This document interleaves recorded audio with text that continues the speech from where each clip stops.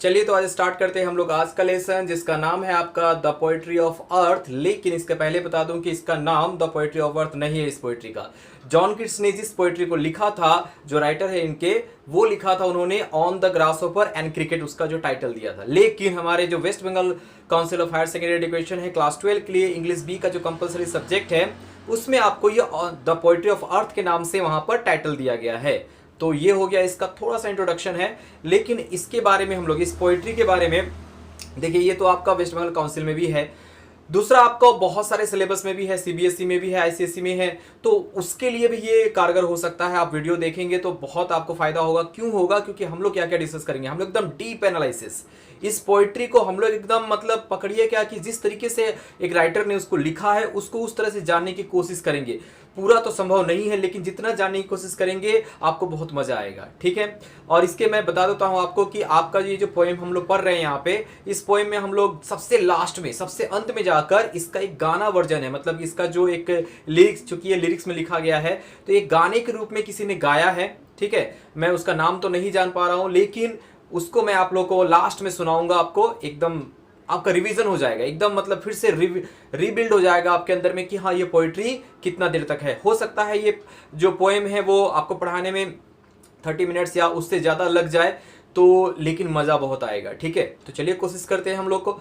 तो पहला हम लोग क्या करेंगे डिस्कस, वो देख लीजिए। पहले हम लोग थोड़ा सा राइटर के बारे में जान लेते हैं कि राइटर जो है वो कौन है, क्योंकि उनके बारे में अगर जानेंगे ना तो ये पोइट्री पढ़ने का मजा कुछ और हो जाएगा। और एक और बात, ये जो पोइट्री है उनके अपने लाइफ से भी बहुत रिलेटेड है, ठीक है। तो चलिए वो जान लेते हैं हम लोग कि उनके बारे में क्या क्या है। तो सबसे पहली बात कि हम लोग जानेंगे इनकी जन्म कब हुई थी और इनकी मृत्यु कब हुई थी। ये तो एग्जाम में नहीं आएगा, लेकिन एक बात जानने वाली है। कौन सी बात जानने वाली? कि इनका जन्म हुआ था 31 अक्टूबर 1975 में और मृत्यु हुई थी इसकी इनकी 23 फरवरी 1821 में रोम में हुई थी। बहुत लंबा कहानी हो जाएगा रोम वाला क्यों हुआ था, लेकिन इतना जान लीजिए कि ये कितने से कितने साल तक, यानी 25 साल की उम्र में ही इन्होंने दुनिया छोड़ दी। इस 25 साल में ही क्या हम लोगों को देकर गए हैं, उनका तो मतलब क्या बोले। जब तक वो जिंदा थे उनको उतनी ख्याति नहीं मिली थी, लेकिन वो मरने के उपरांत उनको मतलब one of the greatest poet of English literature की मतलब वो खिताब से नवाजा गया उनको। तो क्यों, वो जान लेते हैं हम लोग, ठीक है। तो सबसे पहले बात है, हम लोग ये 25 साल की उम्र में मर गए, यहाँ पर लंदन के थे यहाँ पे। और अब आते हैं कि जो जानने वाली बात है इसके लिए, वो एक सेकेंड जनरेशन रोमांटिक पोएट के रूप में जाने गए। सेकेंड जनरेशन क्यों? एक जनरेशन पहले आया था, लेकिन ये सेकेंड जनरेशन में इनके साथ और भी राइटर थे, पीबी शैली थे, और भी थे राइटर जो कि नौजवान थे और वो उसी टॉपिक को लेकर, उसी थीम को लेकर, रोमांटिसिज्म की थीम को लेकर उन्होंने लिखा। और लिखने पर इतना खूबसूरती से लिखा वो कि आप लोग पढ़ोगे ना तो मतलब दीवाने हो जाओगे इसके। तो देखिए यहाँ पर तो रोमांटिक पोएट, अच्छा रोमांटिक का मतलब वो शाहरुख खान वाला टाइप नहीं है, ठीक है। सिर्फ लड़का लड़की प्यार मोहब्बत करते हैं वही रोमांटिसिज्म नहीं होता है। वो एक्चुअली क्या है, एक बच्चा, छोटा बच्चा को आप खेलते हुए कभी देखिए, ठीक है। वो क्या करता है कि वो खिलौने के साथ वो चलाता है उसको, गुड़िया के साथ खेलता है वो उसको, तो वो कैसा रहता है, वो क्या करता है, वो अपने आप को उसमें मिलाने लगता है। यानी कि जो भी हमारे सराउंडिंग है, आप भी रोमांटिक हो सकते हो। कैसे? जो भी हमारे सराउंडिंग है, कुछ भी हो हमारे सराउंडिंग, उसके साथ आप अगर उसके साथ घुल मिलकर उसकी तरह से बातें करने लगते हो, उसी के जैसा बिहेव करने लगते हो, तो वो रोमांटिसिज्म कहलाता है। और ये शाहरुख खान बहुत अच्छा से कर लेता है, ठीक है। वो लड़कियों के साथ रहता है तो वहां पे बहुत अच्छे से उसको इस तरह से बोलता है ताकि लगता है क्या कि हाँ वो उस माहौल में घुल मिल गया है, इसलिए उसको रोमांटिक हीरो कहा जाता है। तो हम लोग रोमांटिसिज्म क्या है, सबसे पहली बात क्या कि हम लोग जानेंगे कि रोमांटिसिज्म में क्या होता है। रोमांटिसिज्म में नेचर को, जो नेचर हमारे आसपास है उसको हम लोग एप्रिशिएट करते हैं बहुत अच्छे तरीके से, तो वो रोमांटिसिज्म कहलाता है। तो ये सेकंड जनरेशन के रोमांटिक पोएट थे, जो कि कौन थे, हमारे जॉन किट्स। अब इनके पेरेंट्स के बारे में थोड़ा सा एक शॉर्ट स्टोरी जानना जरूरी है, क्योंकि इससे भी रिलेटेड आपका यहाँ पर एक बात आएगी सामने। क्या है वो? उनके पिताजी का नाम क्या था, थॉमस किट्स, एंड उनकी मम्मी का नाम क्या था, फ्रांसिस जेनिंग्स, ठीक है। एक शॉर्ट स्टोरी हम इनके बारे में बता देते हैं, बहुत छोटा सा है, जानेंगे ये कविता पढ़ने में मजा ज्यादा आएगा। कैसे? देखिए, थॉमस किट्स जो है वो एक स्टेबल थे। स्टेबलर मतलब हो जाता है आपका जो घोड़े का देखभाल करता है। और जो फ्रांसिस जेनिंग्स थी वो एक घर में, मतलब मान लीजिए एक बड़ा सा कॉटेज में रहते थे। वो बहुत बड़ी खानदान की थी, मतलब जो जेनिंग्स फ्रांसिस जेनिंग्स है, वो बहुत बड़े खानदान से थी, इकलौती लड़की थी और उनके पापा साथ रहती थी वहां पे। और उसी अस्तबल में थॉमस किट्स जो है वो काम करते थे। अस्तबल में वो घोड़े को देखते थे। दोनों में प्यार हुआ, किसमें? Thomas Kitts and Francis Jennings में। दोनों में प्यार हुआ, दोनों में शादी हुई। शादी होने के बाद में बच्चे हुए। टोटल 4 बच्चे हुए थे। 4 में से सबसे जो छोटे बच्चे का नाम था वो हमारे कौन है? John Keats. एक घटना एक बता देता हूं मैं आपको, इसके लिए क्या जरूरी है, मैंने ये शॉर्ट स्टोरी क्यों बताया। थॉमस किट्स जो थे वो छोटी जात के थे और आपको फ्रांसिस जेनिंग्स जो है वो बड़ी जात की थी, एरिस्टोक्रेट फैमिली से थी। इसकी वजह से क्या हुआ, और एक और बात कि जब ये बहुत कम उम्र के थे, 9 साल की उम्र में थे, तो इनके पापा गुजर गए और 14 साल की उम्र में जब आए तो इनकी मम्मी गुजर गई। ठीक है, तो इससे क्या हुआ कि ये जो सोसाइटी में रहते थे, सोसाइटी में इनको कभी भी एक एरिस्टोक्रेट, एक ऊंची जाति का नहीं समझा जाता था। क्यों नहीं समझा जाता? क्योंकि इनको कहा जाता था कि वो तुम्हारे अंदर तो किसका खून है? एक छोटी जात का है, किसका? थॉमस किट्स का है। तो इसका मतलब आप बड़ी जाति में नहीं रह सकते हो। इसका मतलब वो सोसाइटी में उतना एक्सेप्टिंग नहीं थे। कौन? John Keats. और ये क्यों बता रहा हूं, पोएम के अंत में समझ में आ जाएगा आपको। देखिए कैसे। अब इनका राइटिंग करियर के बारे में आ जाते हैं। राइटिंग करियर इन्होंने 1814 में लिखना स्टार्ट किया जब वो 19 साल के थे। ठीक है, और हम जो पोएम पढ़ रहे हैं वो उन्होंने 1816 में लिखा था, तो यानी 21 साल की उम्र में उन्होंने ये पोएम को लिखा था। अब एक लाइफ लॉन्ग ट्रेजेडी उनके साथ में होती थी। वो क्या थी हमारी, कि वो नॉट एक्सेप्टेड हिज वर्क और हिज सेल्फ इन सोसाइटी। मतलब जो भी वो काम करते थे, जैसे वो पोएम लिखते थे, 14 साल के आपको 19 साल की उम्र में उन्होंने पोएम लिखना शुरू किया और जब तक वो मतलब देहांत नहीं हो गया उनका, तब तक उन्होंने पोएम लिखा था। तो जब वो लिखे थे और वो मतलब प्रेस में देते थे छापने के लिए, मैगजीन में देते थे छापने के लिए, तो उनके कामों को अप्रिशिएट बिल्कुल नहीं किया जाता था। क्यों नहीं किया जाता था? क्योंकि उनको छोटी जाति का समझा जाता था और कहा जाता था कि आप चुप रहो, आप मत लिखो, ये आपके लायक नहीं है। ठीक है, तो नॉट एक्सेप्टेड हिज वर्क, उनके काम को भी एक्सेप्ट नहीं किया जाता था और साथ ही साथ वो उनको भी हिमसेल्फ मतलब उनको भी सोसाइटी में एक्सेप्ट नहीं करते थे। और सबसे बड़े इसमें कौन थे? 2 क्रिटिक थे। 2 क्रिटिक माने मतलब यहाँ पे जो मैगजीन, देखिए अभी हम लोग का क्या होता है, कुछ भी अगर आप लिखते हो तो कोई ना कोई मैगजीन आपको छापती है या उसके बारे में उसका बखान करती है कि हाँ ये बहुत अच्छा उन्होंने लिखा है, उसका एक्सप्लेनेशन करती है। लेकिन इनका जो भी लिखा होता था वो ये 2 जो है, क्वार्टरली एंड ब्लैकवुड मैगजीन, ये दोनों का दोनों इसको बहुत क्रिटिसाइज करते थे। बहुत इतना क्रिटिसाइज करते थे कि हाँ आप लिखना क्या करो, छोड़ दो। ये 2 का मैंने क्यों कहा आपको, क्योंकि इस पोएम से ये थोड़ा रिलेटेड है। कैसे? लास्ट में आएंगे तो पता चल जाएगा। अब ये जो मरे वो क्या से मरे? ट्यूबरक्लोसिस से मरे। ट्यूबरक्लोसिस में से आज के युग में कहा जाता है टीबी की बीमारी, और ये इनकी खानदानी बीमारी थी। इनके जो बड़े भाई बहन थे वो भी ट्यूबरक्लोसिस से ही मरे थे और ये बीमारी आई थी उनके मम्मी के खानदान से। यानी उनकी जो मम्मी थी वो भी ट्यूबरक्लोसिस से ही क्या हुई थी, उनका भी देहांत हुआ था।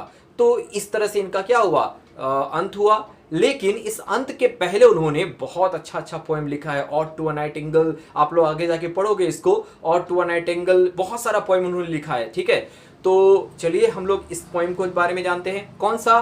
द पोएट्री ऑफ अर्थ। अब द पोएट्री ऑफ अर्थ का भी एक कहानी है। क्या कहानी है कि इसका एक बैकग्राउंड है। वो बैकग्राउंड क्या है उसको जानेंगे तो थोड़ा मजा आएगा। क्या आएगा, देखिए। उनका एक फ्रेंड थे जिनका नाम क्या था, ले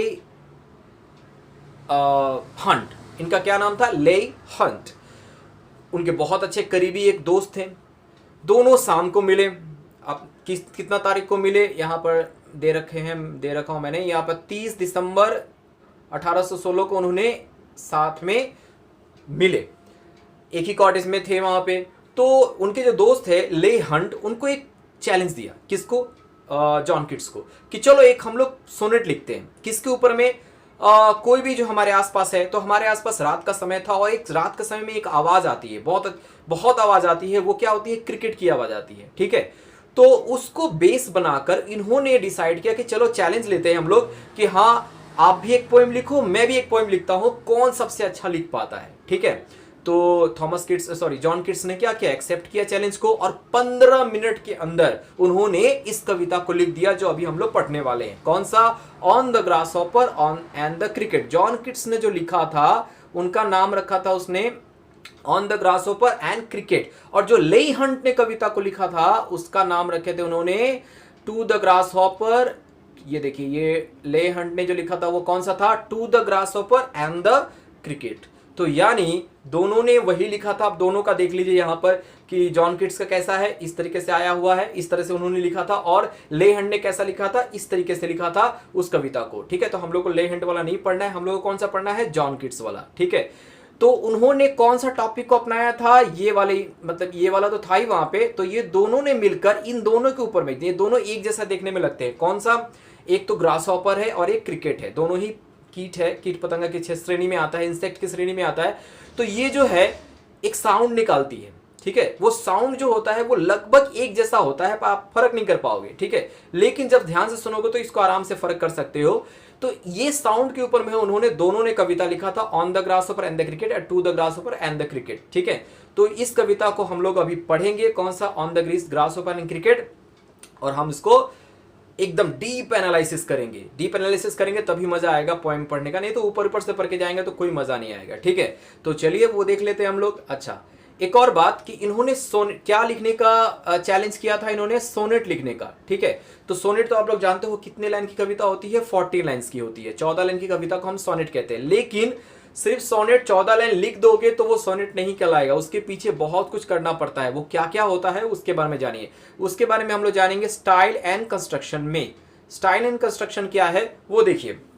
स्टाइल के जो कविता लिखा जाएगा सोनेट के रूप में वो किस तरीके था, ये वाला जो हम लोग अभी पढ़ने वाले, कौन सा, on the grasshopper and cricket, यानी कि द पोएट्री ऑफ अर्थ को।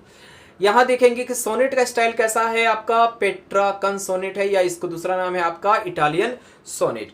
उसके बाद आपका राइम स्कीम है वो क्या है आपका, ए बी, मतलब जो दिया हुआ है उसको हम समझाएंगे कैसे करके है। और इसका जो मीटर है वो क्या है, आयम्बिक पेंटामीटर है। ठीक है, वैसे देखा जाए तो इसको हम लोग शॉर्टली पढ़ के निकल सकते हैं कि ये है। आपका एमसीक्यू में क्या आएगा, सिर्फ पूछा जाएगा कि सोनेट स्टाइल क्या है तो पेट्राकन नाम दे दोगे, राइम स्कीम क्या है तो वो जो लिखा हुआ है वो दे देंगे यहाँ पर, और इसका मीटर का है तो आईएमबी पेंटामीटर हम लोग दे सकते हैं। लेकिन वही अधूरा ज्ञान खतरनाक होता है, तो इसको जान लीजिए, और जानने के बाद थोड़ा सा ना आपके इनके प्रति रिस्पेक्ट बहुत बढ़ जाएगा कि इन्होंने किस तरीके से कविता को लिखा, कि आपको मतलब वो एकदम मामूली आदमी जैसा नहीं लिखा है, वो उन्होंने ऐसे ऐसे वर्ड को चुना है, ऐसे ऐसे वर्ड के साथ खेला है, ताकि आपको क्या हो, एकदम सही रूप से आपको एक कविता देखने को मिले, और उसका जो थीम है बहुत ही शानदार है। ठीक है, तो पहले हम लोग जान लेते हैं कि पेट्राकन सोनेट किसे कहते हैं। जैसा कि हम लोग जानते हैं कि 14 लाइंस की कविता को क्या कहते हैं, सोनेट कहते हैं। तो आप लोग आराम से कह देना क्या कि हमारा कोई भी कविता जो है वो अगर 14 लाइंस का रहता है तो हम लोग क्या कहेंगे, उसको सोनेट कहेंगे। लेकिन कंस्ट्रक्शन के आधार पर ये दो भाग में बटा हुआ है, जैसा कि ये फर्स्ट टाइम यूज किया गया था और उसी के आधार पर इसका नाम भी पड़ा है। ठीक है, तो चलिए उसके बारे में जान लेते हैं हम लोग। तो पहला जो पढ़ा था वो आपका था पेट्राकन सोनेट, पेट्राकन सोनेट। अच्छा, पेट्राकन सोनेट क्यों कहते हैं इसको, ये समझ लीजिए, क्योंकि ये सबसे पहले इसको लिखा था पेट्राक ने। ठीक है, इसी से इसका नाम क्या पड़ा है, पेट्राकन। फ्रांस को पेट्राक ने लिखा था, और कहाँ पे लिखा था ये, उन्होंने लिखा था इसको इटली में। कहाँ लिखा था ये, इटली में लिखा था। तो इटली में लिखने के कारण इस पेट्राक सोनेट को इटालियन सोनेट भी कहा जाता है। तो इटालियन सोनेट और पेट्राक सोनेट क्या है, दोनों एक ही है, अलग अलग इसको नहीं समझेंगे। ठीक है, तो पेट्राक सोनेट हो गया। अब दूसरा कौन सा है, दूसरा जो है आपका वो है आपका शेक्सपियरियन सोनेट। शेक्सपियरियन सोनेट नाम से समझ में आ रहा है कि सबसे पहले किसने लिखा था, ये शेक्सपियर ने लिखा था, शेक्सपियरियन सोनेट। तो और ये सबसे पहले कहाँ लिखा गया था, इंग्लैंड में लिखा गया था, और ये क्या में लिखा था, इंग्लिश में, यानी कि इंग्लैंड वाले को क्या कहा जाता है, इंग्लिश कहा जाता है। तो इसको हम लोग क्या बोलेंगे, इंग्लिश सोनेट कहेंगे। ठीक है, तो यानी हम लोग तो पहले ही दो भाग में बांट लिए इसको, कौन सा, एक तो आपका पेट्राक सोनेट है और एक आपका शेक्सपियरियन सोनेट है।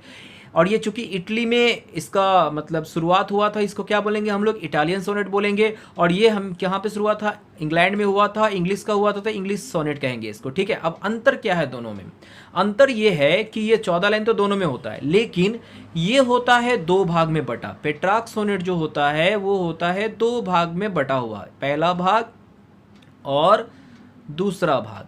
ठीक है, लेकिन शेक्सपियरियन सोनेट जो होता है वो होता है 4 भाग में बटा हुआ। तो पहला भाग, दूसरा भाग, तीसरा भाग और चौथा भाग। ठीक है, ये तो हम लोग का पहला बेसिक हो गया कि ये 2 भाग में बटा हुआ है, ये 4 भाग में बटा हुआ है। अब इसमें और क्या क्या अंतर है, तो इसमें क्या है कि पहला जो रहता है उसको, जो पहला भाग रहता है वो होता है 8 लाइन्स का, और सेकंड जो भाग होता है वो होता है 6 लाइन्स का। ठीक है, तो पहला जो 8 लाइन वाला होता है, जो मतलब जो पार्ट होता है, उसको कहते हैं ऑक्टेट। क्या कहते हैं इसको? Octet, OCTET, octet. और लास्ट का जो 6 लाइन होता है इसको कहते हैं हम लोग सेस्टेट। क्या कहते हैं इसको? सेस्टेट। ठीक है, अब इसमें क्या है, इंग्लिश सोनेट में, इंग्लिश सोनेट में जो पहला जो होता है, पहला दूसरा तीसरा, इसमें 4-4 लाइन होते हैं। तो इसमें 4 लाइन, इसमें भी 4 लाइन, इसमें भी 4 लाइन, 12 लाइन हो गए। और लास्ट का होता है ये 2 लाइन। तो ये 4 लाइन वाला जो होता है इसको कहते हैं क्वाट्रेन। क्या कहते हैं इसको? क्वाट्रेन। अच्छा, तो ये हम क्या कहेंगे इसको? ये हो गया हमारा फर्स्ट क्वाड्रेंट, ये हो गया सेकंड क्वाड्रेंट, ये हो गया थर्ड क्वाड्रेंट, यानी कि ये हो गया सेकंड क्वाड्रेंट, ये हो गया हमारा थर्ड क्वाड्रेंट। आपके सिलेबस में एक एक्सपीरियंस सोनेट भी है, सोनेट नंबर 18, उसका आप समझ लीजिए यहाँ पर।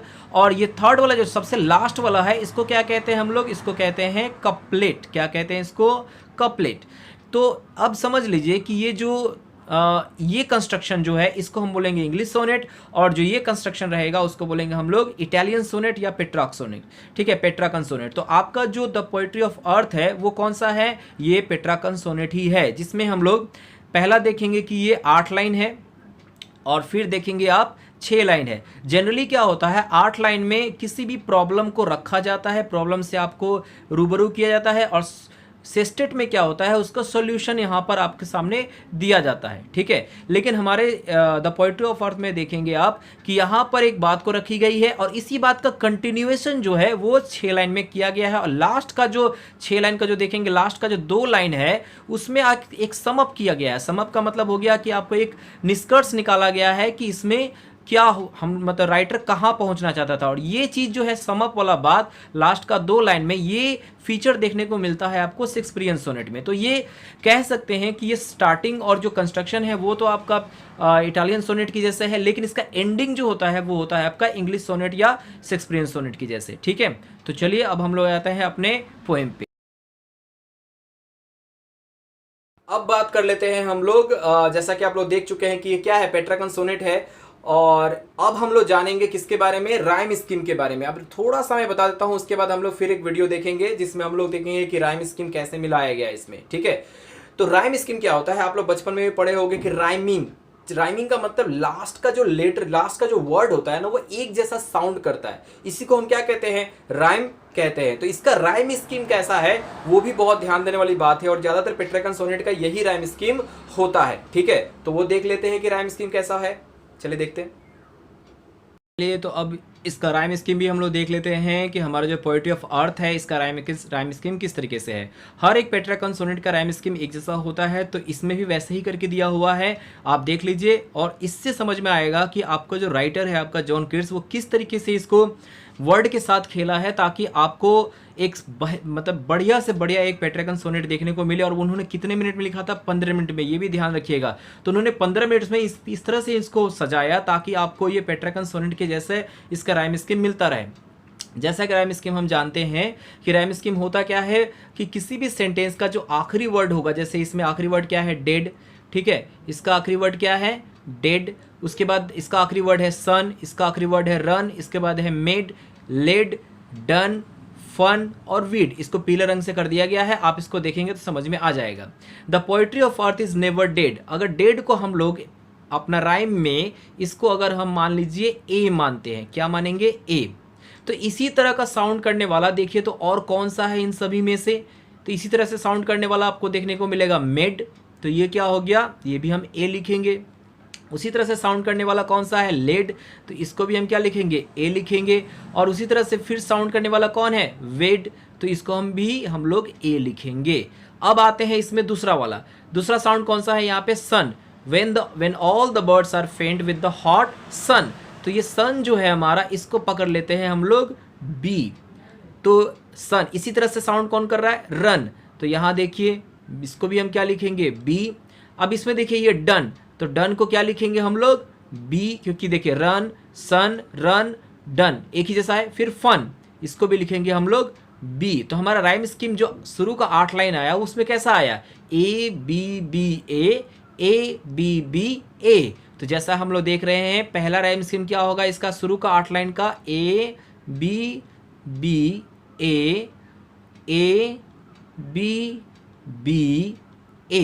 अब देख लेते हैं हम लोग लास्ट का जो 6 लाइन है उसका राइम स्कीम कैसा है। अब लास्ट का 6 लाइन जो देख लेते हैं हम लोग, जो कि 2 भाग में हम बांटेंगे। पहला ये 3 लाइन हो गया और फिर लास्ट का ये 3 लाइन हो गया, ठीक है। तो इसमें देखेंगे the poetry of earth is ceasing never, तो लास्ट का वर्ड हो गया never. On a lone winter evening when the frost, ये हो गया लास्ट का फ्रॉस्ट। उसी तरह से श्रिल्स, उसी तरह से एवर, उसके बाद लॉस्ट, उसके बाद हिल्स। तो इसमें देखेंगे नेवर, नेवर को हम लोग अगर हम लोग मानते हैं ए और बी वाला तो हो चुका था, उस तरह से ये है नहीं, तो क्या मानेंगे इसको सी मानते हैं।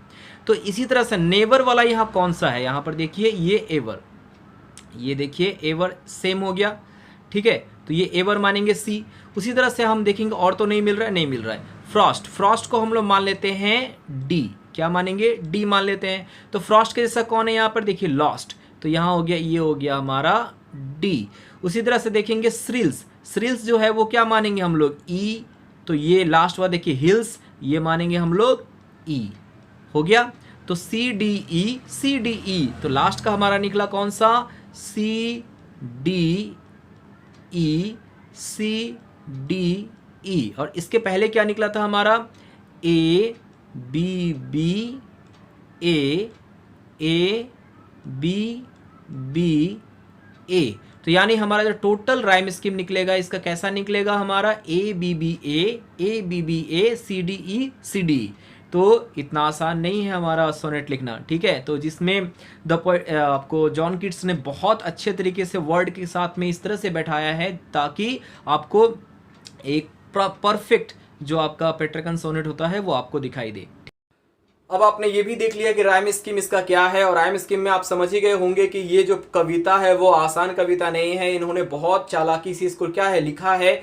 और इसके बाद इससे भी बड़ी चालाकी आपको हम दिखाते हैं, वो है कौन सा, मीटर वाला। जैसे कि ये देखेंगे आप लोग कौन सा मीटर, कौन सा है, आयम्बिक पेंटामीटर। ये आयम्बिक क्यों है और पेंटामीटर क्यों है वो समझ लेंगे तो फिर वही मतलब मजा दुगना हो जाएगा कि हाँ ये इन्होंने कविता को किस तरीके से लिखा, एक रिदम बना के। रिदम का मतलब देखिए, मीटर का मतलब क्या है, रिदम। अब जानेंगे कैसे करके वो रिदम बनता है, वो रिदम के बारे में जानेंगे। और उन्होंने सारे लाइन जो 14 लाइन उन्होंने लिखा है सारा का रिदम एक जैसा रखा है, ठीक है। तो वो कैसे, चलिए वो देख लेते हैं, ठीक है। तो डिस्कस करेंगे इस पोएम का मीटर के बारे में। मीटर का मतलब हो गया कि इसको लिखा किस तरीके से, इसका रिदम कैसा है।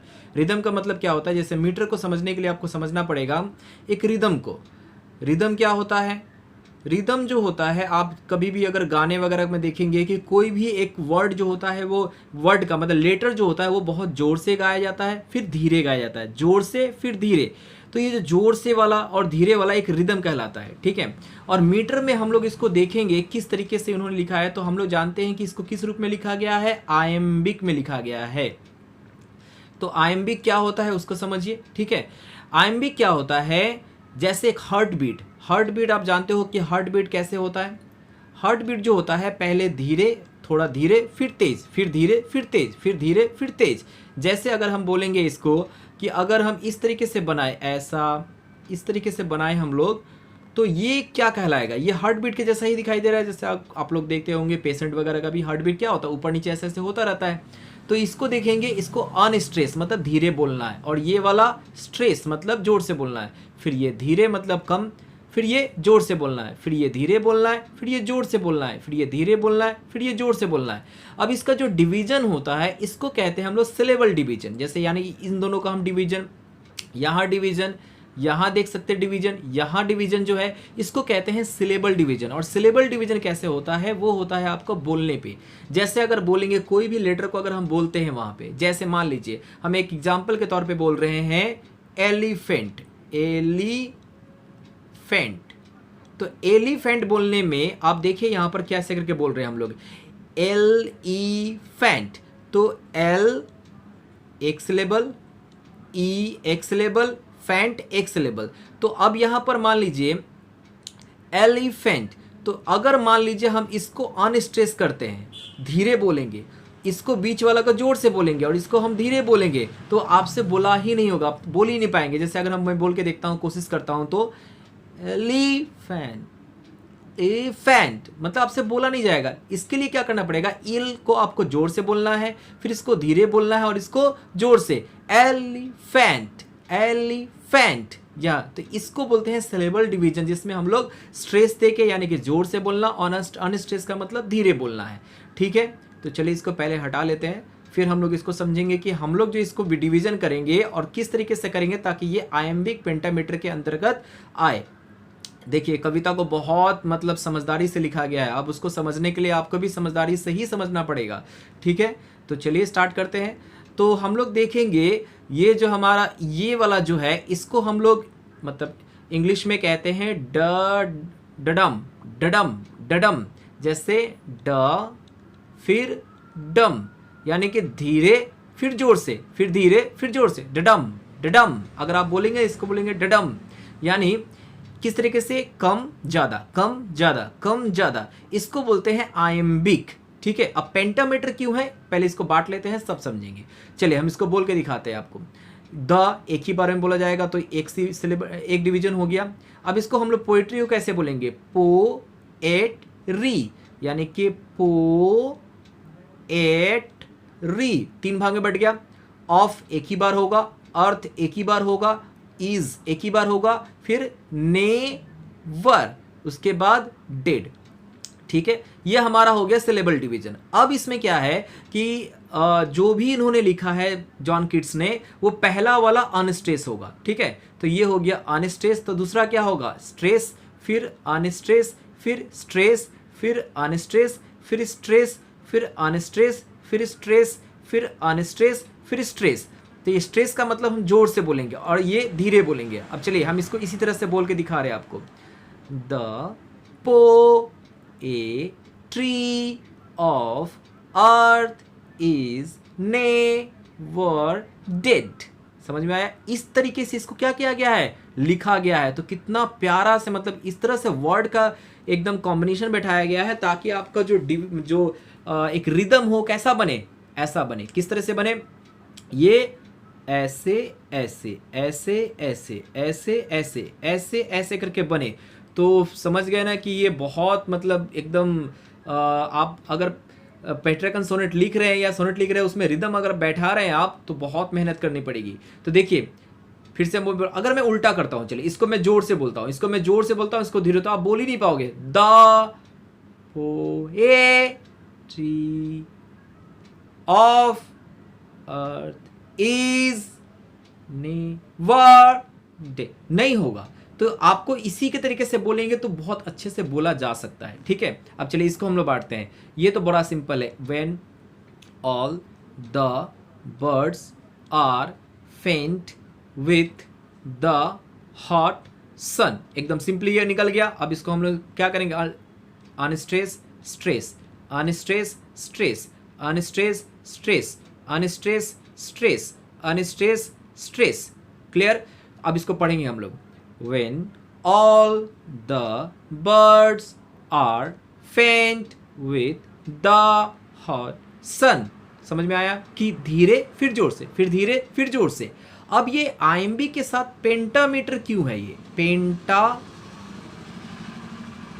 पेंटामीटर, ये पेंटामीटर क्यों है, पेंटा का मतलब होता है 5 और मीटर यहाँ पे क्यों है। देखिए मीटर क्या होता है कि जब दो डिवीजन मतलब एक अनस्ट्रेस एक स्ट्रेस, अगर दोनों को हम एक साथ जोड़ेंगे तो इसको कहलाएगा 1 मीटर। ठीक है, तो चलिए अब हम इसको जोड़ के दिखाते हैं आपको। ये हो गया 1 मीटर, फिर हो गया ये हो गया दूसरा मीटर, ये देखिए आप 3 मीटर, और ये हो गया चौथा मीटर, और ये देखेंगे आप 5वां मीटर। यानी एक में कितना मीटर आ रहा है, 5 मीटर आ रहा है। यानी कि मतलब कपड़ा वाला नहीं समझेंगे, मीटर का मतलब यहाँ मीटर के रूप में है कि यानी कि एक स्ट्रेस अनस्ट्रेस, अनस्ट्रेस स्ट्रेस, तो ये 5 मिलके बना, इसलिए इसको कहते हैं पेंटामीटर। और खास बात क्या है इसमें, आपका 14 का 14 लाइन जो है वो सारा का सारा आयम्बिक पेंटामीटर है। वो हर लाइन आपको क्या मिलेगा, 5-5 मिलेगा। जैसे इसमें देखिए सेकेंड लाइन में 1 मिला, फिर ये देखिए दूसरा मिल गया, फिर देखिए ये 3 मिला, फिर ये चौथा मिल गया, और ये पांचवा मिल गया, यानी पेंटामीटर हो गया यहाँ पर। आइएमबी कैसे है, अनस्ट्रेस स्ट्रेस, अनस्ट्रेस स्ट्रेस। तो समझ में आया कि आइएमबी पेंटामीटर क्यों करते हैं। चलो 2 बचा हुआ है वो भी कर लेते हैं। And height in cooling trees a voice will run. कितना हुआ, unstress stress, unstress stress, unstress stress, unstress stress, unstress stress. अब मिलाएंगे इसमें 1 मीटर, दूसरा मीटर, फिर तीसरा, फिर चौथा, फिर पांचवा, सारा मिल जाएगा आपको। फिर देख लेते हैं ये भी, from hedge to hedge. About देखिए, अबाउट में 2 बार होगा, अबाउट, तो यानी कि अ अलग बाउट अलग, ठीक है। द न्यू माउन मेड, क्लियर, ये वाला एक ही होगा, मेड एक ही होगा। तो अब इसको करेंगे, 1 unstress, unstress stress, unstress stress, unstress stress, unstress stress. अब देखिए कितना हुआ यहाँ पे, 1 2 3 4 और ये 5। तो देखिए कितना मतलब एकदम बना के लिखा गया है कि आपको क्या हो कि पेंटामीटर ही मिले और वो आईएमबी की हो, ठीक है। अब इसको जब हम लोग पढ़ेंगे तो उन्होंने मीड का इस्तेमाल क्यों किया है वो हम लोग समझेंगे, और यही मतलब उनकी चालाकी थी कि वर्ड के साथ इस तरह से खेलते थे कि आपको पढ़ने में एकदम लगे कि हाँ वो वही वर्ड होना चाहिए था, लेकिन वो बड़ा चालाकी से वहां पे यूज किया गया है। तो आगे पढ़ेंगे, जब ये लाइन को हम लोग पढ़ेंगे ना, तब मैं समझाऊंगा कि ये मेड का यूज क्यों किया है। इसका एक्चुअली मेडो होना चाहिए था, पर उन्होंने मेड का यूज क्यों किया है। तो समझ गए आईएमबी पेंटामीटर क्या होता है। अब ये 4 लाइन मैंने किया है, आप 14 का 14 लाइन आप करके देखेंगे सिलेबल डिवीजन, और उसको इस तरह से बांटेंगे तो आपको आईएमबी पेंटामीटर ही मिलेगा। तो आशा करते हैं आपको ये समझ में आया होगा। अब आ जाते हैं हम लोग किस पे, अपने पोएम पे। हम लोगों ने कंस्ट्रक्शन को समझ लिया कि हाँ इसमें कौन कौन सा कंस्ट्रक्शन इसमें भाग लिया है, जैसे सोनेट स्टाइल, राइम स्कीम और मीटर जो आइएमबी पेंटामीटर है। अब हम लोग जानेंगे कि ये पोएम का एनालिसिस, की जो कवि ने इसको जिस रूप में लिखा है उसको हम लोग को उसी रूप में समझने की कोशिश करेंगे। देखिए अगर इसको मैं बहुत अच्छे से समझाने जाऊं तो बहुत टाइम लगने वाला है, आप उतना देर बैठोगे नहीं वहां पे। तो अभी वैसे भी 30 मिनट्स हो चुके हैं, तो अब हम लोग स्टार्ट करेंगे कि हाँ पोएम एनालिसिस करना, पोएम हम लोग को क्या क्या पढ़ना है और किस तरीके से पढ़ना है। अभी तक तो बहुत कोई चले भी गए होंगे, जो बचे हैं आशा करते हैं कि अंत तक आप टिकेंगे। तो चलिए पोएम एनालिसिस कर लेते हैं हम लोग। सबसे पहली बात, जानने वाली बात ये है यहाँ पर कि जैसा हम लोग जानते हैं कि ये कौन सा पोएम है, पेट्राकन सोनेट है। और पेट्राकन सोनेट मतलब शुरू का 8 लाइन होता है। तो जैसे हमने यहाँ पर डिवाइड कर दिया है कि अलग अलग 4-4 लाइन करके, लेकिन एक्चुअल में ये जो पोएट्री है ये पूरी एक साथ लिखा गया था, 14 का 14 लाइन एक साथ था। हम लोगों ने कैसे डिसाइड किया कि ये 8 लाइन और 6 लाइन में बटा हुआ है, क्योंकि इसका देखेंगे कि जो फर्स्ट आप लाइन देखेंगे इसका, the poetry of earth is never dead, the poetry of अर्थ से स्टार्ट हो रहा है। उसके बाद हम फिर देखेंगे ये 9वां नंबर लाइन में, यहां पर फिर देखेंगे कि the poetry of earth is ceasing never. दोनों लाइन में एक कॉमन क्या है, द पोएट्री ऑफ अर्थ। इसीलिए हो सकता है कि आपका West Bengal Council of Higher Secondary Education में क्या किया है, इसका नाम क्या कर दिया है, द पोएट्री ऑफ अर्थ, जैसा कि हम लोग इसको पढ़ रहे हैं, कौन सा, द पोएट्री ऑफ अर्थ। ठीक, अब आते हैं हम लोग किस पे, मेन एनालिसिस पे, कि हम लोग को इसमें करना क्या है। तो सबसे पहली बात, the poetry of earth is never dead. ये देखेंगे, the poetry of earth is never dead. पहला समझने वाली बात, हिंदी में अगर देख लेते हैं इसको, तो the poetry of earth is never dead. Earth, earth का मतलब पृथ्वी, पृथ्वी का जो कविता है, कविता का मतलब यहां पोएट्री से है, ठीक है। और ये कैपिटल लेटर में पोएट्री लिखा हुआ है, तो देखिए बहुत सारा चीज ऐसा कभी कभी वहां पर लिखा रहता है, आपको जो मीनिंग है उससे कुछ ज्यादा होता है मीनिंग। जैसे पोएट्री का मतलब हम समझते हैं कि कविता, अभी के जमाने में हम लोग कविता को कविता के रूप में देख सकते हैं, लेकिन पहले के जब जिस समय लिखा गया था, पोएट्री का मतलब होता था जिसको गाया जा सके, गाया जा सके। पहले का जितना भी पोएट्री वगैरह था अब भी गाया जाता है। रविंद्र संगीत देखिए, जितना भी कविता रविंद्र जी ने लिखा था वो सारे के सारे क्या हुए, कोई ना कोई भी गाता है। बोलपुर में आप जाएंगे ट्रेन से तो वहां क्या होगा, कोई ना कोई सारंगी लेके उसको क्या करता है, बजाता हुआ मिलेगा आपको। और सारंगी नाम है ना कुछ और नाम है पता नहीं, पर कुछ बजाते रहते हैं और गाते हैं। तो ये जो पोएट्री ऑफ अर्थ है, अर्थ का मतलब, अर्थ जो है क्या कर रहा है यहाँ पे, पोएट्री कर रहा है। पोएट्री का मतलब, सिर्फ पोएट्री का मतलब क्या होगा, वो कोई साउंड, साउंड वहां क्या कर रहा है, वहां पर दे रहा है, ठीक है। तो ये जो साउंड, इसका मतलब जो हमारा पोएट्री जो वर्ड है, ये सिर्फ वर्ड नहीं है, ये किसी और चीज को भी क्या कर रहा है, डिनोट कर रहा है। किसको डिनोट कर रहा है, तो हम देखेंगे उसको बोलते हैं सिंबोलिज्म। तो पोएट्री जो है, यहां आप साइड में देखेंगे इसका एक शॉर्ट फॉर्म लिख दिया गया है कि पोएट्री जो है वो सिंबलाइज किया गया है। किस रूप में सिंबलाइज किया गया है, म्यूजिक के रूप में। ठीक है, म्यूजिक, सॉन्ग, रिदम, कुछ भी बोल सकते हैं। देखिए म्यूजिक, सॉन्ग या रिदम में क्या होता है, आपका एक रिदम, एक जो गाना गाया जाता है उसका एक रिदम होता है कि कौन सा तेज गाना है, कौन सा धीरे गाना है। तो बताइए, तो ये जो पोएट्री लिखा गया है, जो हम लोग रिदम समझा इसमें आईएमबी पेंटामीटर में, तो वो भी तो रिदम पे ही है। तो ये एक सिमिलरिटी है। तो poetry of earth is never dead, कहने का मतलब है कि अर्थ का पोएट्री, अर्थ का जो म्यूजिक है, अर्थ का जो गाना है, अर्थ का जो रिदम है, वो कभी भी डेड नहीं होगा। अब डेड यहां पर जब वर्ड आ गया है तो इसका मतलब ये ह्यूमन बींग से कुछ रिलेटेड हो गया। कैसे हो गया, जब भी कोई इन ह्यूमन थिंग्स को इन ह्यूमन बींग्स में, यानी ह्यूमन बींग्स में कुछ कैरेक्टरिस्टिक्स दे के लाया जाता है तो उसको हम क्या कहते हैं, पर्सोनिफिकेशन कहते हैं। क्या कहते हैं उसको, पर्सोनिफिकेशन। तो यहां पर्सोनिफिकेशन भी हुआ है किसका, अर्थ का। ठीक है, तो earth, the poetry of earth is never dead. Earth का जो पोएट्री, अर्थ का जो सॉन्ग, अर्थ का जो रिदम है, वो कभी भी मरने वाला नहीं है। ये एक स्टेटमेंट है, किसके द्वारा, जॉन किट्स के द्वारा। अब वो क्या करेंगे, इस स्टेटमेंट को प्रूव करेंगे कि कैसे ये कभी भी खत्म होने वाला था, जिसमें हो सकता है कि वो जो म्यूजिक है वो क्या हो जाए, बंद हो जाए। पहले एक और बात, म्यूजिक की अगर हम बात करते हैं तो म्यूजिक जो है, ये देख लेते हैं कि जो अर्थ का जो म्यूजिक है वो कैसा होता है। आपने बहुत सुना है, लेकिन फिर सुन लेते हैं, देखते कैसा होता है, तो सुनते हैं।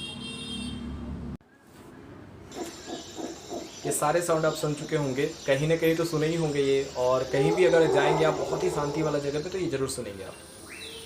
Music of earth. जनरली इसके बाद जो आएगा वो देखिएगा कि इसमें म्यूजिक कैसा होता है, जो हम लोग गाने के रूप में सुनते हैं और बोलते हैं हम लोग कि हाँ चिड़िया क्या करती है, गाने गाती है।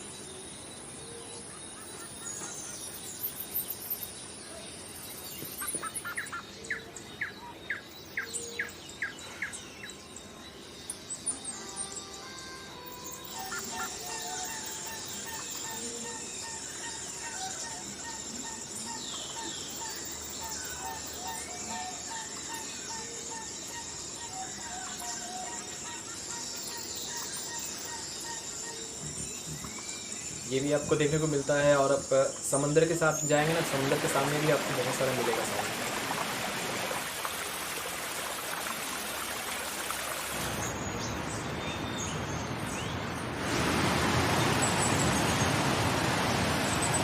तो ये जो था आपका, ये क्या था, टोटली का टोटली आपका जो साउंड होता है, म्यूजिक, जो अर्थ का जो म्यूजिक होता है उसको हम लोग कहीं ना कहीं सुनते हैं। आप सुबह सुबह उठिए, आपको भी सुनने को मिलेगा बहुत सारा अर्थ का जो म्यूजिक होता है उसको। जनरली हम लोग एक गाने के रूप में हम लोग सुनते हैं। इंडिया में क्या होता है, कोयल बर्ड जो होती है उसको जो बोलते हैं, वो जब अपना चहचहाती है तो वो ऐसा लगता है कि वो गाना गा रही है, और बहुत ज़्यादा फेमस है कोयल की जैसी आवाज़। बहुत सारे गाने भी बन चुके हैं उसमें, तो थोड़ा कोयल का भी सुन लेते हैं कि किस तरह का होता है, और तब जाके क्लियर होंगे कि एक्चुअली जो पोएट्री ऑफ अर्थ है, कहने का मतलब क्या है कि पोएट्री जो है, अर्थ अपने माध्यम से, मतलब जो इसका जो भी पशु पक्षी है, या उसका जो इंस्ट्रूमेंट है, नदी है या फिर समंदर है, उसके जरिए वो पोएट्री करती है। ठीक है, तो कोयल गला सुन लेते हैं।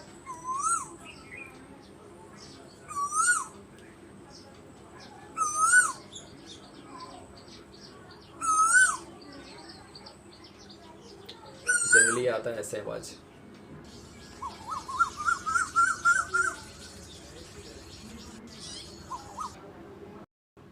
तो ये जो हो गया हमारा पोएट, किसका, कोयल का। और एक वो और बर्ड है जिसका हम लोग कहते हैं नाइटिंगेल, आपने नाम सुना होगा, और अगर आपने नहीं देखा तो चलिए वो भी देख लेते हैं हम लोग कि हाँ उसका कैसा आवाज होता है। उसका आवाज कुछ ऐसा होता है कि मतलब एक जैसा वो करती है, हमेशा जो म्यूजिक निकालती है वो कैसा एक जैसा निकालती है, वो भी देख लेते हैं। ठीक है, देखते हैं यहाँ पे।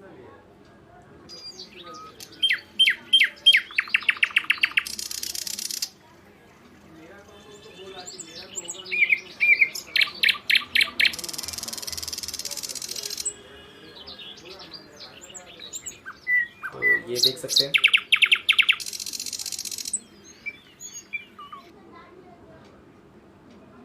तो ये जो हुआ आपका टोटली क्या है, किसके ऊपर में है आपका मतलब नाइट एंगल, ठीक है।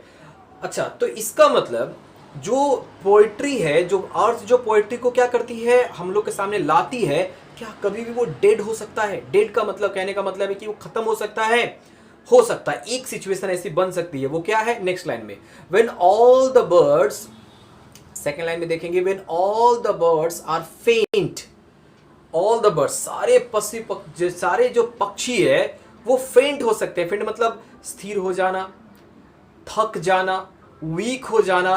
क्या से वीक हो जाना? हॉट सन। हॉट सन कहने का मतलब यहां पर आप इंडिकेट कर रहा है कि कौन सा मौसम है, ये मौसम है आपका समर का, समर सीजन चल रहा है।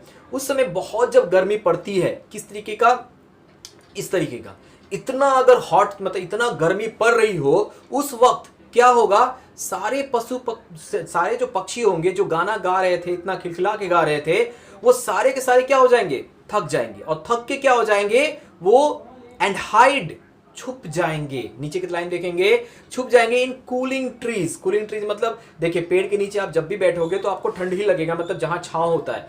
तो पेड़ का जो पत्ता वगैरह रहता है उसके बीच में जाकर वो छुप जाते हैं। कौन छुप जाते हैं? ये जितने भी पक्षी है वो छुप जाते हैं। किस तरीके से छुपेंगे? तो यहां देख सकते हैं यहां पर कि इस तरीके से क्या हो जाएंगे, वो उसके अंदर जाकर छुप जाएंगे, ठीक है, और स्थिर हो जाएंगे। और छुप गए, इसका मतलब हमारा जो पोएट्री, जो अर्थ का पोएट्री है, वो क्या हो गया, खतरे में आ गया कि नहीं, कि अब वो कौन गाएगा, सब तो चुप हो गए वहां पे। तो अब देखते हैं इसका सोल्यूशन भी क्या देंगे, पोएट ही देंगे। तो अ वॉइस विल रन, एक आवाज क्या होती है, दौड़ती है, ठीक है, एक आवाज दौड़ती है। अच्छा, दौड़ने वाला जो मतलब आया मीनिंग, वो क्या हो गया, ह्यूमन बीइंग से रिलेटेड हो गया। तो यहां भी पर्सोनिफिकेशन यूज किया गया है, एक आवाज दौड़ती है, यानी कि आवाज ह्यूमन बीइंग की तरह जैसे क्या हो रही है, दौड़ रही है। अब ये आवाज बताया नहीं गया है कि किसकी आवाज है ये। तो एक आवाज क्या होती है, दौड़ रही है। और कहां दौड़ रही है, hedge to hedge, from hedge to hedge, about the new mown mead या न्यू मॉन मीट।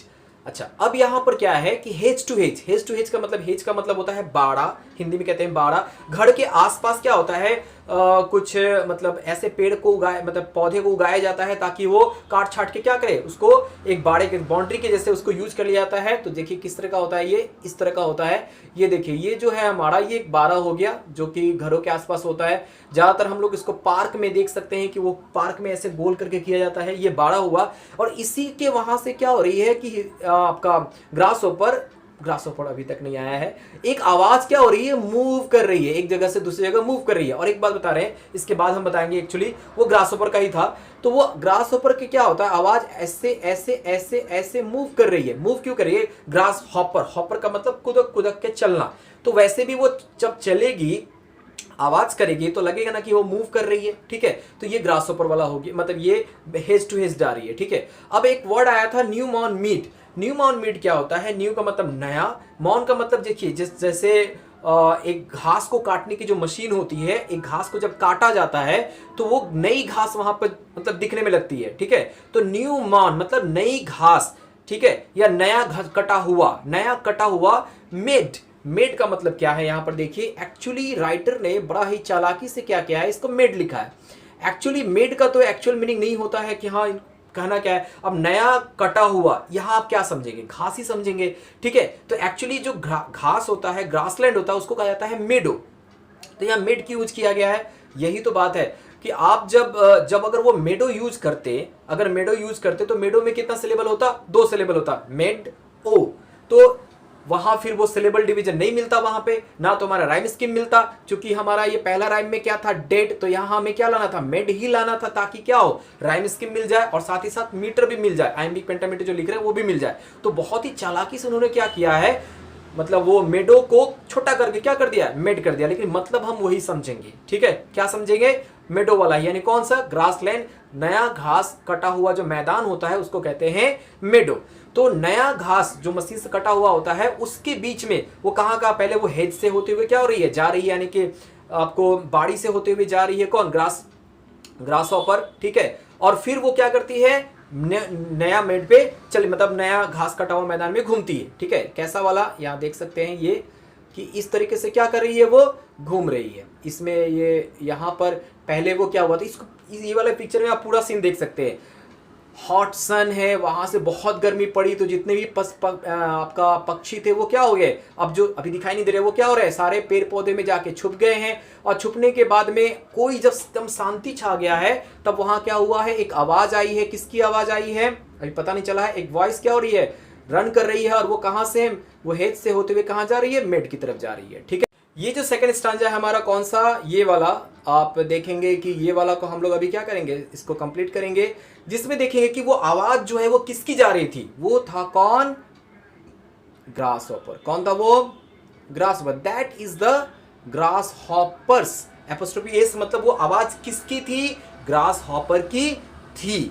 अब ग्रास हॉपर की आवाज कैसी होगी, जो रन करता होगा, चलिए वो भी देख लेते हैं कि ग्रास हॉपर की आवाज कैसे होगी।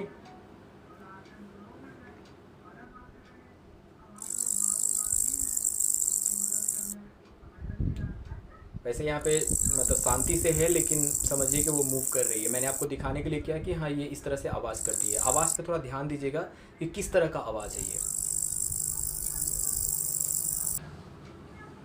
चलिए, तो ये जो हो गया हमारा ग्रास हॉपर का आवाज़, ठीक है। और ये ग्रास हॉपर की आवाज़ जो है वो क्या कर रही है, लीड, आगे बढ़ रही है, सामने आ रही है। कैसे आ रही है, ही टेक्स द लीड। लीड का मतलब होता है सामने आना। कैसे, मान लीजिए कोई 10 आदमी कहीं जा रहा है बात करने के लिए, ठीक है। अब उस 10 आदमी में से सामने वाला बात करने जब आया तो उस 10 आदमी से 10 आदमी नहीं, कोई एक आदमी निकल के क्या हो रहा है, सामने जाके बात कर रहा है। तो जो एक आदमी निकल के सामने गया उसको हम क्या कहते हैं, लीडर, लीड करने वाला। यानी कि यहां पर सारे पक्षी जो क्या हो गए हैं, एकदम शिथिल पड़ चुके हैं, हॉट सन के द्वारा छुप गए हैं, कहां पे जाके, कूलिंग ट्रीज के वहां पे। यहां पर सामने कौन आ रहा है, ग्रास हॉपर आ रहा है, ठीक है। एक आवाज दौड़ती हुई, ठीक है। अच्छा, दौड़ने का एक और मैं बता देता हूं, जब भी कोई खुश होता है ना तो वो दौड़ता है, ठीक है। दौड़ता मतलब आप लोग डांस करते हो, जब भी हम लोग खुश होते हो डांस करते हैं, और जब सैड हो जाते हैं ना तो हम लोग बैठ जाते हैं। तब भी देखोगे क्या कि खुशी में आदमी क्या करते हैं, झूमते हैं, और सैड में आदमी चुपचाप हो जाता है। तो ये खुशी में क्या हो रहा है, इधर उधर भाग रहा है, ठीक है। तो ये ही टेक्स द लीड, लीड कर रहा है वो। यहाँ पर एक पर्सोनिफिकेशन यूज किया गया है, किसके लिए, ग्रास हॉपर के लिए। कैसे कि वो ग्रास हॉपर क्या कर रहा है वहां पर, ये जी कैपिटल लेटर में लिखा हुआ, तो वो पर्सोनिफिकेशन, पर्सन का रूप दिया गया है यहाँ पे, वो पहले बता दिया गया था। वॉइस विल रन हो रहा है इन समर लग्जरी। अब समर लग्जरी का मतलब समझिए, यहाँ पर एक्चुअली मैंने यहाँ पर क्या दिया है, happiness is a choice. Happiness is a choice क्या है, देखिए, वही गर्मी जो बहुत पड़ रही है दूसरे पक्षियों के लिए क्या हो रहा है, वो खराब हो रहा है, मतलब उसको अच्छा नहीं लग रहा है, वो जाके छुप गई है। लेकिन यही समर ग्रास ऊपर के लिए क्या है, लग्जरी बन के आया है। जैसे हैप्पीनेस अपने ऊपर में डिपेंड करती है। जैसे मान लीजिए आपको मैं पूछूं आपसे कि आपको कौन सी मौसम अच्छा लगता है, गर्मी या ठंडा, आप बोलोगे ठंडा। क्यों, गर्मी में बहुत गर्म पड़ती है, पर गर्मी वाले भी बहुत सारे मजे हैं जो आप मिस कर सकते हो अगर गर्मी नहीं पड़े तो। जैसे जाके नदी में नहाना, अब ठंडे में नहाओगे क्या, नहीं। गर्मी में क्या करोगे, बहुत जब गर्मी पड़ रही है तो चलो दोस्त लोग के साथ क्या करते हैं, किसी तालाब में जाके नहाते हैं, किसी मतलब नदी में जाके नहाते हैं, तो वो मजा अलग है। तो समर लग्जरी है वो, मतलब जो लोग वो उसको खराब बोल रहे हैं, आप उसको क्या कर रहे हैं, लग्जरी। आइसक्रीम खाते हैं आप, तो कब खाते हैं, समर के मौसम में खाते हैं, तो वो आपके लिए क्या है, लग्जरियस चीज है। तो वही चीज ग्रास ऊपर उसको, समर को क्या कर रहा है, वो लग्जरी बना रहा है, अपने लिए अच्छा बना रहा है, ठीक है। समर यानी कि अपने ऊपर में जो भी जितना भी दुख आ जाए आपको, आपके ऊपर डिपेंड करता है कि आप उसमें अपना से कैसे खुश रह सकते हैं, ठीक है। ही हैज नेवर डन, यहां नेक्स्ट लाइन क्या है, ही हैज नेवर डन। इसका मतलब यह है he is never tired out of, मतलब वो कभी भी थकने वाला नहीं है।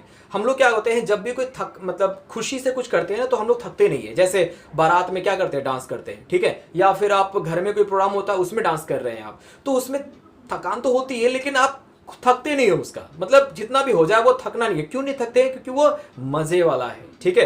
तो ही हैज नेवर डन मतलब he is never tired of, मतलब वो कभी थक नहीं रहा है वहां पे, ठीक है। With his delight, with his delight का मतलब हो गया कि अपनी खुशी, हैप्पीनेस से वो थक नहीं रहा है, ठीक है। एकदम मतलब वो दौड़े जा रहा है, वो गाए जा रहा है, और पोएट्री ऑफ अर्थ जो कि बंद हो गया था उसको क्या आ रहा है, सामने लेके आ रहा है, ठीक है। तो for when tired out with fun, कभी कभी क्या होता है कि हम लोग बहुत जब मस्ती कर लेते हैं तो थोड़ा पैर वैर थक जाता है, ठीक है। तो ये भी थोड़ा देर के लिए क्या हो गया होगा, थक गया। Tired out with fun, fun मतलब एकदम मस्ती में वो क्या हो गया, थोड़ा टायर्ड, हो सकता है टायर्ड हो जाए वहां पे। तो टायर्ड होने के बाद क्या कर रहा है वो, ही रेस्ट एट ईज, एकदम आराम से क्या कर रहा है, लेट रहा है आराम से। आराम करने का मतलब आप थोड़ा सा इमेजिन कर लो, आराम से कैसे लेटते हैं, पैर पे पैर डाल के हम लोग क्या करते हैं, आराम से आराम करते हैं, ठीक है। तो आराम कर रहा है बीनीथ सम प्लेजेंट वीड। वीड का मतलब, वीड का मतलब होता है कोई घास, जंगली घास। बहुत जगह पे क्या होता है कि हम लोग कोई बीज बीज नहीं डालते हैं और मिट्टी अच्छी होती है तो अपने आप घास उग जाता है, और नदियों के बगल में देखे होगे क्या कि हाँ वहां पे बहुत सारे घास लंबे लंबे उड़ जाते हैं, तो वही वीड, जंगली घास। और प्लीजेंट क्यों, देखिए गर्मी पड़ रही है आपके लिए, वो भले ही मतलब गर्मी क्या है, असहनीय है, लेकिन वो पौधों के लिए क्या है, प्लीजेंट है, बहुत खुश, अच्छा है। क्यों, क्योंकि उसको तो खाना मिल रहा है। हम लोग जानते हैं फोटोसिंथेसिस में खाना मिलता है उसको, तो यानी जो जो हॉट सन हमारे लिए क्या है, खराब है, उसके लिए क्या है, प्लीजेंट है। तो वो प्लीजेंट वीड के पास जाता है ग्रास ऊपर, और उसी में वो क्या होता है, आराम करता है, यानी उसको भी साथी मिल गया वहां पे। तो ये है हमारा 4 लाइन यहां पर, मतलब जिसमें हम लोगों ने देखा कि दैट इज द, ये ग्रास हॉपर है, ही टेक्स द लीड, वही सामने आता है जब सारे पक्षी क्या हो जाते हैं, एकदम शिथिल पड़ जाते हैं। एंड समर लग्जरी, वो समर को क्या करता है, लग्जूरियस बनाता है अपने। ही हैज नेवर डन, मतलब वो थकता नहीं है, विथ हिज डिलाइट, अपने खुशियों से। For when he tired out fun, वो अगर थक जाए, हाँ फिर आपके मन में सवाल आएगा, सर वो थक गया तो बैठ गया, इसका मतलब तो मतलब साउंड खत्म हो गया। अरे बाबा, एक मतलब बारात में क्या एक ही आदमी डांस करता है क्या, बहुत सारे मिलकर डांस करते हैं, एक थक जाता है दूसरा आता है, एक थक जाता है दूसरा आता है। उसी तरह से बहुत सारे वहां पे ग्रास ऊपर होंगे, एक थक के बैठ गया आराम कर रहा था, दूसरे कहीं गा रहे होंगे, ठीक है। तो ये हो गया आपका, तो pleasant weed, he has rested beneath some pleasant weed. ये आपका एमसीक्यू वगैरह में बहुत सारा चीज आएगा, आप समझ लीजिए, इसको आराम से कर लेंगे, ठीक है। तो ये हो गया। यहां पर देखिए इमेजरी, ये मैंने पहले वाला में भी इमेजरी के बारे में बोला था कि इमेजरी क्या होता है कि आपको वो कहीं ना कहीं क्या हो, दिखाई देता हो, जब पढ़ो तो दिखाई दे। जैसे हॉट सन दिखाई दिया था, उसी तरह से हाइड इन कूलिंग ट्रीज, वो दिखाई, मैंने आपको फोटो भी दिखाया तो वो आपको दिखेगा।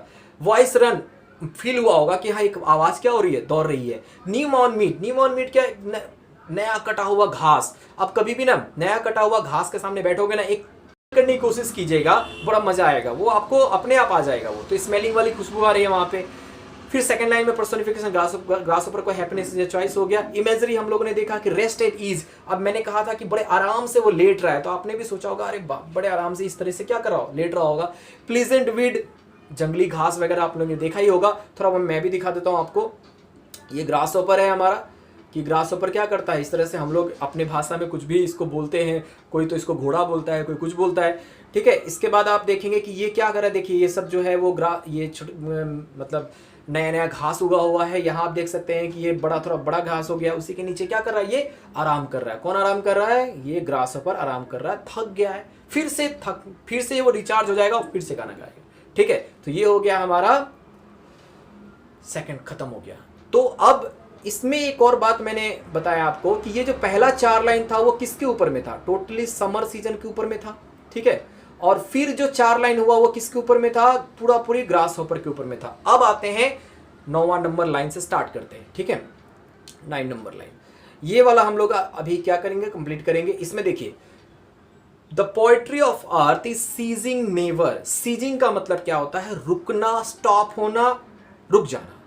अब जैसे उसमें कहा था कि नेवर डेड, कभी खत्म नहीं होगा, उसी तरह से यहां सीजिंग नेवर, कभी रुकेगा भी नहीं, ठीक है। तो यहां पर एमसीक्यू में पूछा जाता है कि सीजिंग का मतलब क्या है। सीजिंग का मतलब स्टॉपिंग, तो स्टॉपिंग, नेवर, कभी स्टॉप नहीं होगा, ठीक है। The poetry of earth is never going to be stop, ठीक है।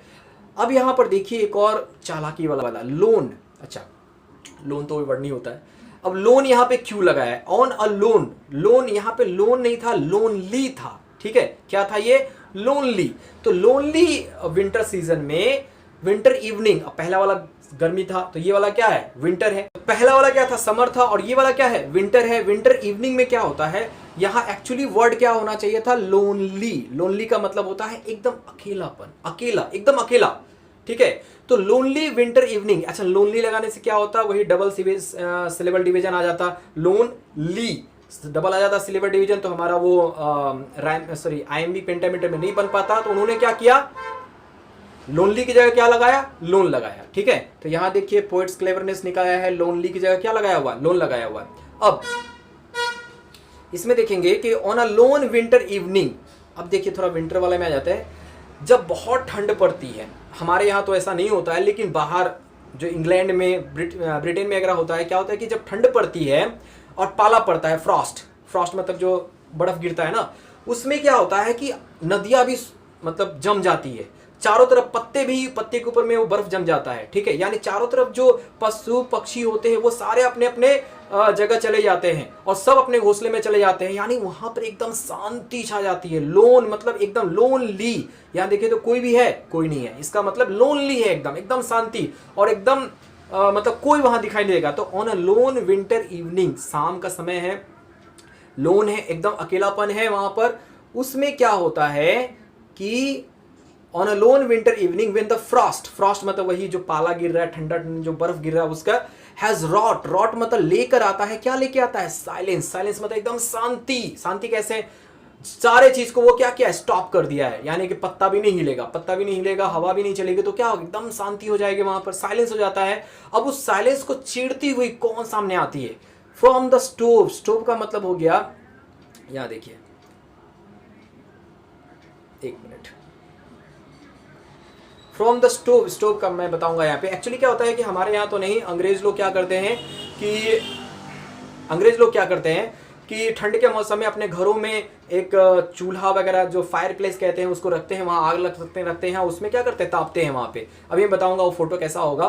तो उसके सामने एक श्रिल आवाज आती है, वो पहला वाला क्या था, एक वॉइस रन करती है, जो किसकी थी, ग्रासहोपर की थी, एक श्रिल की आवाज। यहाँ पर स्टोव, स्टोव का मतलब जहां पर आग, फायर प्लेस, जहां पे आग जल रहा हो, और श्रिल का मतलब हो गया जहां पे क्या हो रही है, श्रिल मतलब एक पतली सी आवाज क्या हो रही है, बाहर निकल रही है। श्रिल का मतलब पतला आवाज, जो बहुत ही कड़क आवाज होगा, ठीक है, वो निकल रही है वहां से। और किसकी आवाज है वो है द क्रिकेट्स सॉन्ग। अब ये क्रिकेट कौन है, देखिए लगभग एक जैसा ही दिखता है वो, ये देखिए, ये कौन है, क्रिकेट है, ठीक है। वो ग्रासहोपर जैसा दिखता है, छोटा होता है थोड़ा सा, लेकिन इसकी आवाज बहुत तीखी होती है। कैसी होती है, देखिए,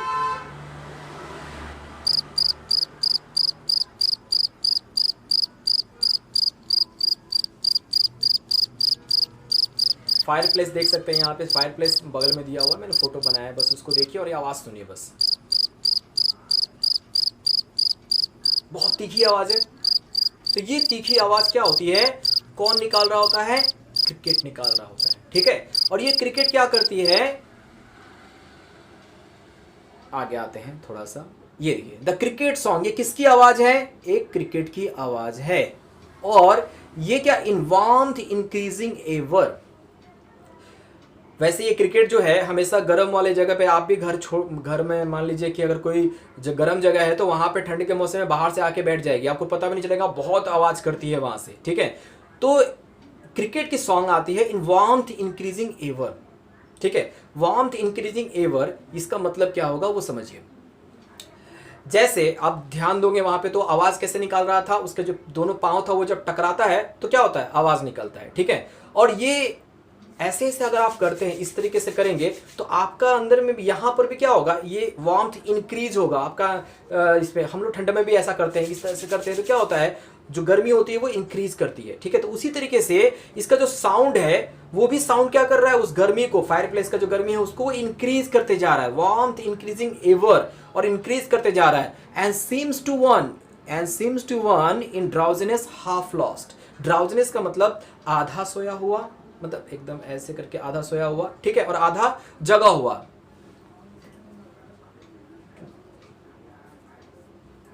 आधा सोया हुआ। ड्राउजीनेस, ड्राउजीनेस का मतलब हो गया आधा सोया हुआ और आधा जगा हुआ। मतलब कभी कभी हम लोग क्या करते हैं, इस तरह का सिचुएशन आ जाता है कि नहीं, कि हम लोग किताब वगैरह पढ़ रहे हैं और देखिए यही है फायर प्लेस, ये क्या है, ये फायर प्लेस है, वहाँ आग लगा हुआ है, वहाँ पर हो सकता है क्रिकेट क्या हो रही है, अपना स्टार्ट कर चुकी है, और यहाँ हम लोग पढ़ रहे हैं, पढ़ते पढ़ते पढ़ते पढ़ते अचानक से क्या होते हैं, ऐसे हो जाते हैं, ठीक है। तो एकदम हाफ ड्राउजीनेस, मतलब ड्राउजीनेस हाफ लॉस्ट, ड्राउजीनेस मतलब आपका एकदम आधी नींद में आ चुके हैं, हाफ लॉस्ट आधा वो आप मतलब होश में है, आधा होश में नहीं, एकदम हाफ स्लिपरी, मतलब आधा सोने की स्थिति में आप आ चुके हैं, ठीक है। तो इस वक्त क्या होता है, इस वक्त आप देखेंगे the grasshoppers among some grassy hills, ऐसा लगता है कि आधा सोए हुए हैं, तो एक आवाज आ रही है, किसकी आवाज आ रही थी, क्रिकेट की, लेकिन आप आधा सोए हुए हैं तो आपका दिमाग कैसा जा रहा है, उसको दिमाग मतलब कभी कभी क्या होता है ना कि हम लोग जब ऐसे आधी नींद में आते हैं तो हम लोग कुछ अच्छी बातों पे चले जाते हैं। तो अच्छी बातें मतलब हमने सुना था किसकी आवाज इसके पहले, यहां ऐसा लगता है कि दूर कहीं ग्रासलैंड में, ठीक है, दूर कहीं ग्रासलैंड में आपका ये देखिए जो लाइन दिया हुआ है, and grasshoppers among some grassy hill, ऐसा लगता है कि कोई ग्रासी हिल पर कोई ग्रास हॉपर क्या कर रहा है, वो गाने गा रहा है। ठीक है, मतलब यही आवाज, तीखी आवाज दूर से सुनेंगे ना तो वो मीठी आवाज लगेगी। दूर का ढोल सुहावन होता है ना, दूर का लगेगा क्या, वो मीठी है। ठीक है, तो दूर का लगेगा क्या कि वो मीठी आवाज है। तो कैसा होगा वो भी हम लोग सुनेंगे, उसको किस तरीके से होगा। लास्ट में भी एक गाना चलेगा, उसमें आप एकदम अच्छे से समझ जाएंगे कि मैं क्या कहना चाह रहा हूं आपको। तो ये ऐसा पे क्या हुआ, ये खत्म हो रहा है यहाँ पे। तो आप देखिए यहाँ पर इस जगह पे पर्सोनिफिकेशन किसका हुआ है, क्रिकेट का हुआ है। इमेजरी क्या क्या यूज किया जा रहा है आपका, warmth increasing ever, drowsiness, half lost, grasshoppers का जो है हियरिंग का आवाज, आपको आवाज कहीं ना कहीं सुनाई देगी। ठीक है, और ग्रासी हिल्स, ये सब हो गया। अब आते हैं हम लोग कि ये पोएम तो हम लोगों ने खत्म कर लिया। ठीक है, अब ये आते हैं कि ये मैंने आप लोगों को बताया था कि दो मैगजीन, एक मैगजीन क्या था, क्वार्टरली मैगजीन, जैसे कि आप यहां देख सकते हैं क्वार्टरली मैगजीन, और दूसरा कौन, ब्लैकवुड मैगजीन।